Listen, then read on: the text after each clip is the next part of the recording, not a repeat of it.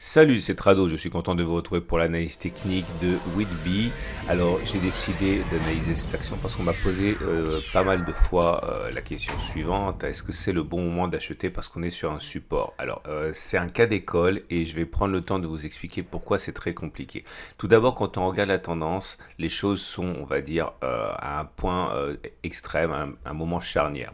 La tendance de long terme donnée par la M200 est toujours haussière, donc la tendance est bonne.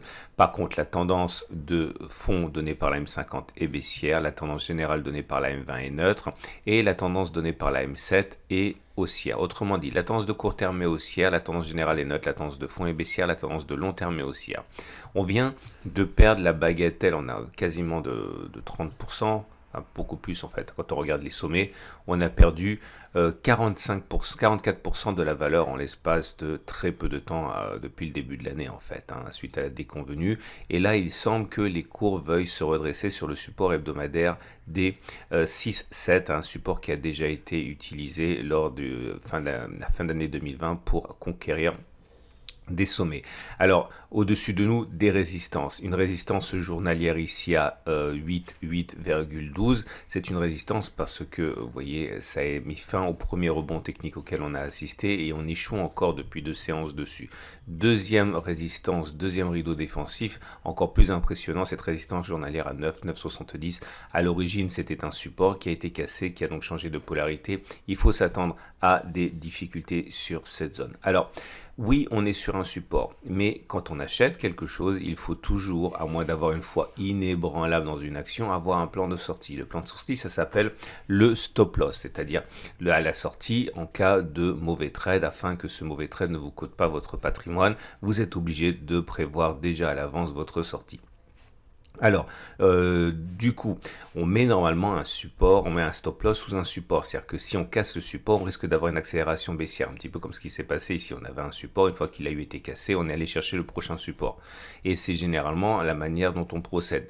Et le problème, c'est que si on casse le support des 6 euros, 7 euros, on a les abysses en dessous de nous. Donc, il faut impérativement mettre un stop loss. Alors, si on met le stop loss sous le support comme on le fait de manière classique, on va dire, vous voyez que on a un stop loss qui est à 22-23%. En tant que tel, c'est pas une mauvaise chose. On peut tout à fait avoir des stop loss de 20-30% même, à condition bien sûr de le savoir, à condition ensuite d'adapter la position de sa taille pour pouvoir supporter financièrement une telle baisse, et puis surtout à condition d'avoir un objectif qui est au moins égal à la distance au stop loss, parce que si vous partez du principe que vous allez gagner une fois sur deux, il faut gagner impérativement plus quand vous avez raison que vous ne perdez quand vous avez tort. Comme ça, même en ayant raison une fois sur deux, vous vous enrichissez. Et vous comprenez que si vous mettez un stop loss à 22%, vous visez au moins 22%. Le problème, c'est que pour aller faire au moins 22%, vous faites le pari que vous allez à la fois effacer la résistance journalière des 8,12, qui est là pour durer, puisque a priori elle fonctionne, et également la résistance journalière des 9,970. Alors, ce qui m'amène à la façon dont je procéderais si je devais acheter Whitby. J'attendrai forcément que l'on ait une éventuelle correction plus marquée, de telle manière qu'au moment où j'achèterai, la distance entre le stop loss et les cours au moment de l'achat et la distance entre l'objectif et le point d'achat soit tel que le ratio gain-risque qui est avantageux. Par exemple, si je devais acheter à 6,50 avec un stop à 12% et un objectif à 22%, vous voyez que le ratio gain-risque est tout de suite beaucoup plus intéressant. Au-delà, personne ne sait ce qui va se passer, mais vous pouvez être certain que tous les traders expérimentés fonctionnent de la même manière. Et en ce sens, vous devez savoir que si vous n'agissez pas comme ça, vous n'agirez pas comme la majorité des traders expérimentés, c'est certain. Si vous achetez maintenant, vous pariez sur le fait qu'on va effacer des obstacles qui sont normalement là pour être respectés. Voilà. Alors maintenant, vous pouvez vous aider de plusieurs choses pour acheter, notamment les bougies Aiki-Nashi. Je vous rappelle que vous retrouverez sur le site de... Je vous rappelle que vous retrouvez sur le site de la Trading Academy, la Trado Trading Academy, des vidéos de tutoriels pour savoir remettre votre stop loss, comment détecter un vrai rebond, etc. Si vous avez déjà l'action portefeuille, dans ce cas, vous pouvez essayer de vous laisser porter. De toute manière, c'est fait. Donc, vous pouvez simplement espérer que les choses se passeront bien.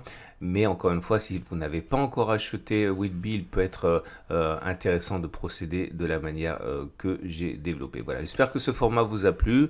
Si c'est le cas, n'hésitez pas à vous abonner à mes vidéos. Je produis des vidéos quotidiennement. Vous pouvez me suivre sur Boursorama, sur Twitter, sur Facebook, sur YouTube. C'est une excellente journée et je vous invite à regarder toutes les interviews de traders pro que j'ai réalisées sur mon site de podcast. Vous pourrez éventuellement glaner de très nombreuses informations qui vous feront gagner des années d'errance.